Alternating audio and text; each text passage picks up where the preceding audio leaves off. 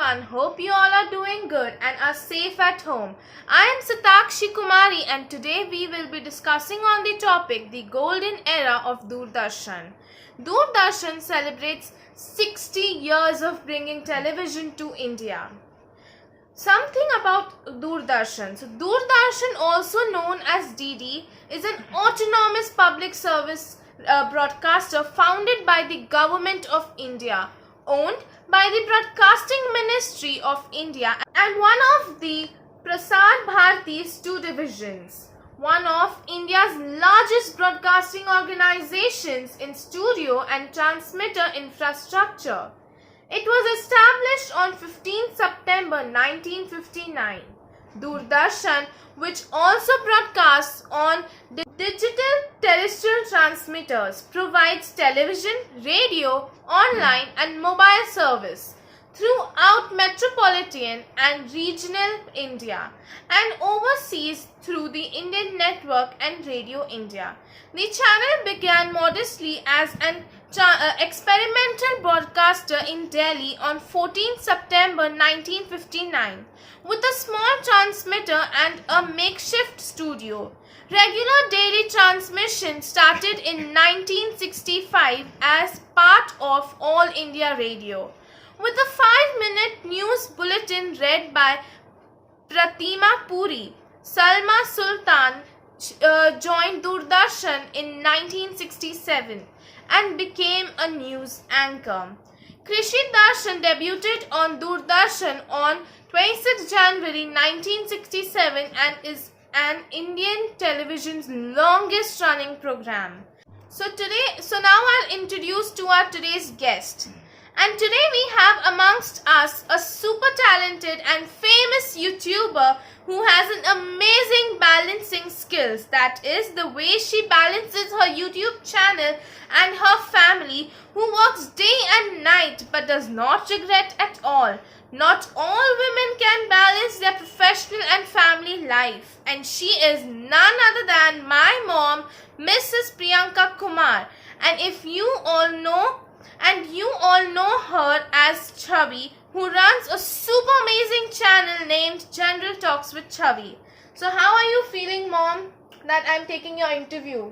बहुत अच्छा फील कर रही हूँ, बहुत ही अच्छा फील कर रही हूँ. Okay, so without wasting any time, let's get on to the question answer series. So the first question I will be asking you is, what are your experiences regarding TV?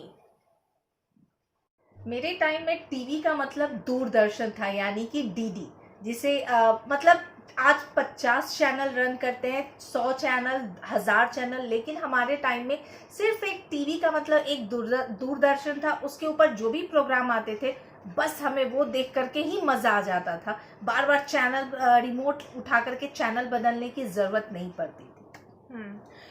So the next question is, which were your favorite shows on Doordarshan those days?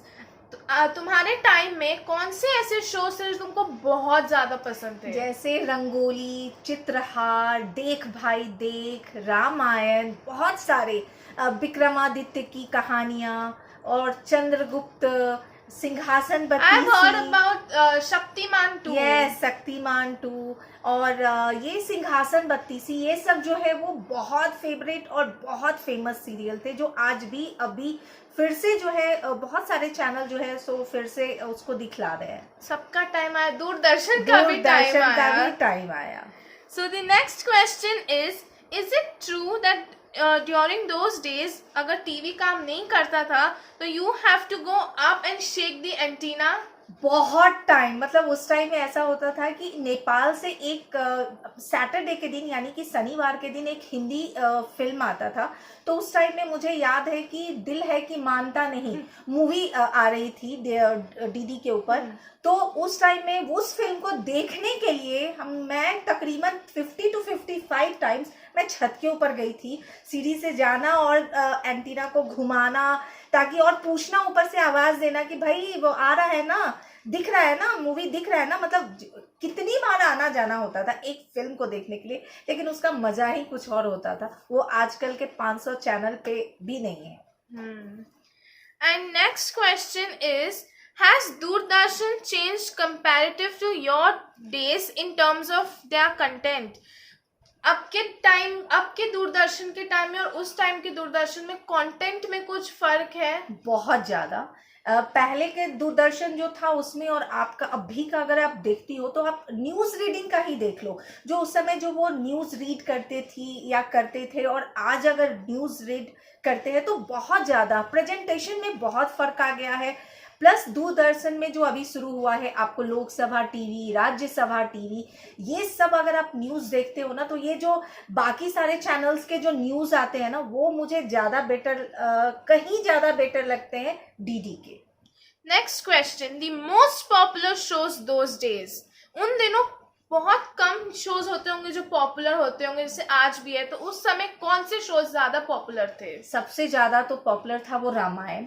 तो रामायण का ऐसा था कि अगर रामायण शुरू हो गया तो जो जहां है वहीं रुक जाता था, यानी कि बहुत ज्यादा फेमस। तो इसी आपके रामायण से मुझे क्वेश्चन आया कि उस समय मैं सुनती थी कि रामायण जब स्टार्ट होता तो ट्रेन्स रुक जाती थी अपने स्टेशन में, तो और भी कुछ ऐसा रामायण से रिलेटेड स्टोरीज है आपके पास? 100% बहुत सारे हैं। मतलब उस समय सबसे बड़ी बात है कि उस समय सबके घर में टीवी नहीं होता था।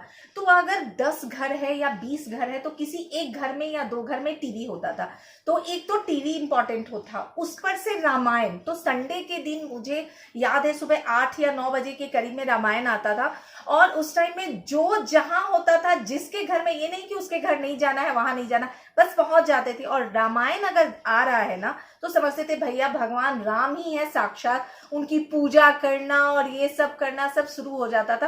और ये 100% सही बात है शताक्षी, कि लोग अगर ट्रेन से अगर जा रहे हैं ना तो स्टेशन मतलब ट्रेन स्टेशन पे रुक जाती थी। रामायण जब खत्म होता था तभी जो है वो मतलब ट्रेन चलती थी। तो इतना पॉपुलर था रामायण। हाँ, और आई हैव हर्ड कि फैमिलीज चटाई बिछा के बैठ के पूजा करते थे, एकदम बहुत ज्यादा। पूरी फैमिली बैठ के देखती थी उसको। वो बॉन्डिंग अलग था। मीन्स आजू बाजू के सब आते थे, अगल बगल के सब आते थे, वो चाय का दौर रहता था, नाश्ता का, रामायण अलग चल रहा है, नाश्ता बन रहा है, चाय बन रहा है, तो वो सब जो मजा था ना वो अब नहीं है। आज 1000 चैनल है, लेकिन फिर भी चैनल बदलने में ही टाइम बीत जाता है। न्यूज हम लोग प्रॉपर देख नहीं पाते। उस समय एक डीडी रहता था और उसी में सारे न्यूज हम लोग आराम से बैठ के देख लेते। सो थैंक यू मॉम आने के लिए मेरे चैनल पे। So I'll just conclude this.